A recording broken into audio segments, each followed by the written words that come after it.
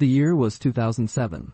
An archaeologist, Dr. Mark Hawley, was on a mission in the cold, deep waters of Lake Michigan. Using sonar technology, he was scanning the lake bottom. His goal was to find an old shipwreck that had been missing for years. During this mission, instead of a shipwreck on the lake bed, he saw a long line. But what it was, he couldn't tell just by looking at the screen. So, Dr. Hawley put on his scuba diving gear and jumped into the water. Deep beneath the surface, a scene awaited him that would turn all of human history's calculations upside down. Welcome back to ALGEM TV videos, dear viewers. He saw that on the completely flat, sandy floor of the lake, there was a perfectly straight line of large stones. Just by looking at these stones, it seemed that a human being had placed them there with their own hands, because such a straight line cannot form naturally. Seizing the opportunity, he swam forward along this line to see where it ended. After a few hundred meters, he reached a place where the stones formed a perfect circle, and at the very end of this circle was a deep pit. Seeing this arrangement of round stones, he was immediately reminded of England's famous Stonehenge. When news of this little Stonehenge spread around the world, a storm erupted in the media. People began saying that this structure might be 10,000 years old, 5,000 years older than the original Stonehenge. People started thinking that perhaps it had some religious or spiritual purpose. But Dr. Hawley's mind was thinking of something else. He believed that the media was focusing too much on the circular area, while the real secret was hidden in the 1-mile-long straight line of stones. Just as Dr. Hawley was trying to solve this mystery, another discovery was made in another Great Lake, shedding new light on the mystery. In 2009, an anthropologist from the University of Michigan, John O'Shea, published a research paper. According to his research, he had found an identical line of stones inside Lake Huron, 300 kilometers away. John's conclusion was, these lines of stones were actually made thousands of years ago by ancient hunters. They are called drive lines. Thousands of years ago in North America, native people hunted an animal called the caribou. Caribou have a very strange habit.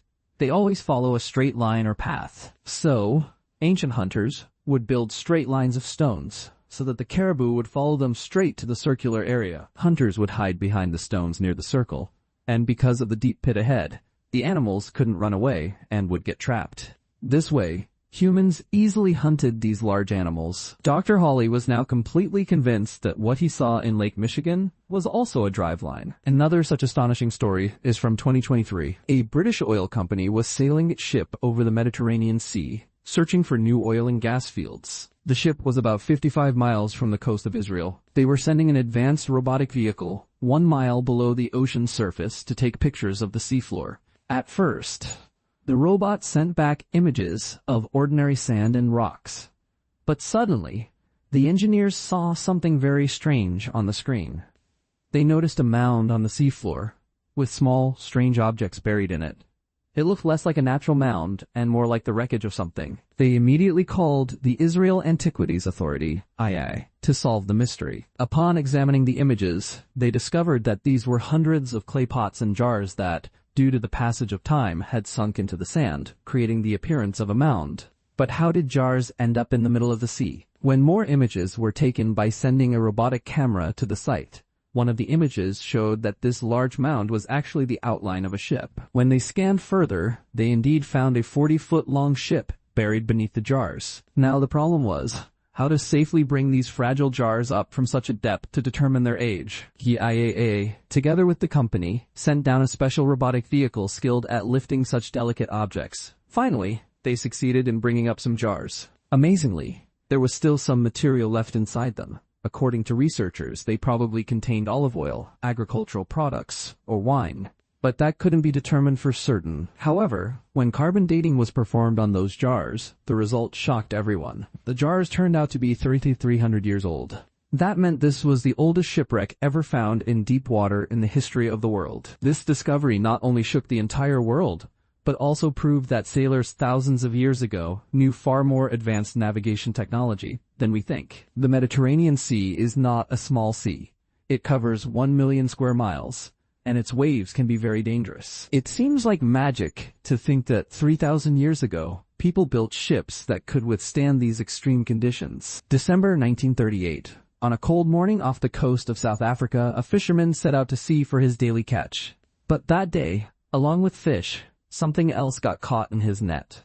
a creature he had never seen in his 30 years of experience. A 5-foot-long, shimmering blue sea creature that looked like it belonged to another world. The strangest thing about it was that its upper part looked like a fish, but it also had 4 hard legs underneath. When it was shown to fish experts for investigation, at first they couldn't believe their eyes, because the species of fish that had gone extinct 60 million years ago had just been caught alive from the sea. This fish, named the Coelacanth, is like an alien creature compared to other fish because of its anatomy. The fins of normal fish are flexible and delicate, but the 4 fins of the Coelacanth are made of flesh and bones.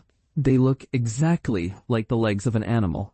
The fish moves them alternately in the water, like a horse walking. It is the only living creature in the world that has a joint inside its skull, allowing it to raise its upper jaw completely while hunting. This lets it swallow large prey easily. Additionally, it has a special organ near its nose called the rostral organ, which can detect even the weakest electrical waves in the water. Because it lives in deep, dark water, it doesn't need to see its prey. It finds prey using electrical waves. Incredibly, 99% of its skull is filled with fat, and the actual brain occupies only 1% of the space. This fat protects its body and brain from ocean pressure. And finally, while most fish lay eggs, the coelacanth nurtures eggs inside its body and gives birth to live young. Scientists had already known about the coelacanth for nearly 100 years before this living fish was found. During the 19th century, fossils of such fish were found during excavations in Europe and other places. Fish that didn't match any living species. Carbon dating and analysis of the rock layers revealed that they had first appeared 400 million years ago, and their lineage suddenly stopped 65 million years ago. Coelacanth fossils were found in the same rocks as dinosaurs like T-Rex. After the layer of soil from 65 million years ago, no fossils were found anywhere in the world. Based on this, science assumed that when the giant asteroid struck Earth, killing the dinosaurs, this fish also went extinct. The coelacanth is linked to tetrapods, creatures that can swim in water and also have the ability to walk on land. So, for a fish that had been extinct in science textbooks for 65 million years to be caught alive was truly astonishing. The story of China's Terracotta Army is the most astonishing and heartbreaking. In 1974, in a small Chinese village called Xiang, there was a severe water shortage, and crops were drying up. The farmers decided to dig a new well themselves. After 3 days of digging, at a depth of about 15 feet, a farmer named Yang Jifa struck something so hard with his shovel that its echo silenced everyone. Yang carefully removed the dirt, and from the dark depths, 2 eyes stared back at him. It was the head of a statue made of clay. Yang brought it back to the village. But instead of celebrating, the entire village was gripped with fear, because the people there believed that statues emerging from the ground was a bad omen. When the Chinese government learned of this, they began excavations. What they found beneath the ground was not 1 or 2, but more than 8,000 clay soldier statues. The faces, the hairstyles, the uniforms, each was different from the other, and in their hands were real bronze weapons. This was, in fact, the immortal army of China's first emperor, Qin Shi Huang, built so that after his death, these soldiers would protect him. It was one of the largest and most valuable archaeological discoveries in the world. But the poor farmer's fear came true. The government displaced all those villagers to build a large museum on the site, and their land was taken away. We hope you liked this Algem TV video. Please like and share it. Thank you so much for your loving comments. See you in the next amazing video.